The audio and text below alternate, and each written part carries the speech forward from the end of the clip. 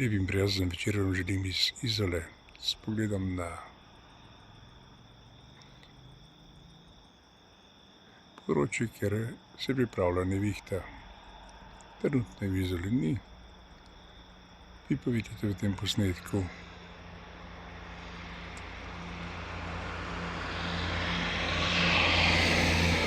zanimive bliske,